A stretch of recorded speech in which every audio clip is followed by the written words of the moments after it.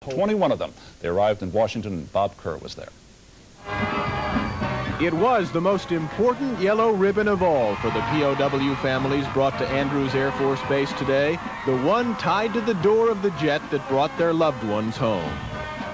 Some were unable to leap down the stairway. At least 7 are physically wounded with shrapnel and broken bones. Defense Secretary Dick Cheney and Joint Chiefs Chairman Colin Powell were first to greet the 19 men and 2 women, most of whom seemed moved by the ceremony.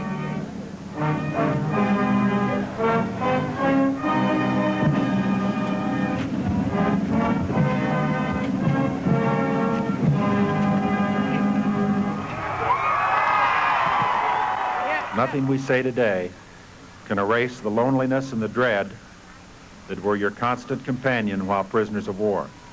All of us share an overwhelming sense of pride in your personal courage and military accomplishments. Your country is opening its arms to greet you. Quite a crowd from the Washington area came out to do just that, and the long-awaited welcome did not go unappreciated. Someday finally came, and we're glad to be home.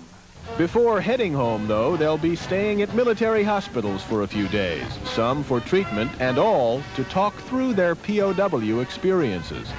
Bob Kerr, NBC News, Washington.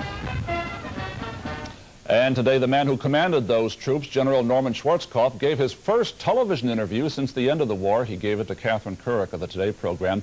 He talked about many things, including a New York Times report today quoting senior Bush administration officials as saying that the United States would bomb Iraqi army units if they used chemical weapons against the resistance movement there. Here is a portion of that interview. There are reports, General Schwarzkopf, that the U.S. will launch airstrikes if the Iraqis unleash chemical weapons to quash the rebellions. Are those reports true? I have absolutely no instructions whatsoever with that regard. You said, quote, "We all carry scars from Vietnam, and these scars will never go away." Did this operation help heal your scars? Oh, I don't think it'll heal the scars of Vietnam. Those scars are there. It's just like any other unfavorable, just like any kind of surgery. When you got the scars, you got the scars, and they're there for life. But it certainly gives me a whole new set of military experiences to look on with a great deal of pride that will supersede the military experiences some of the military experience I looked on from the Vietnam days. General Schwarzkopf, any political aspirations?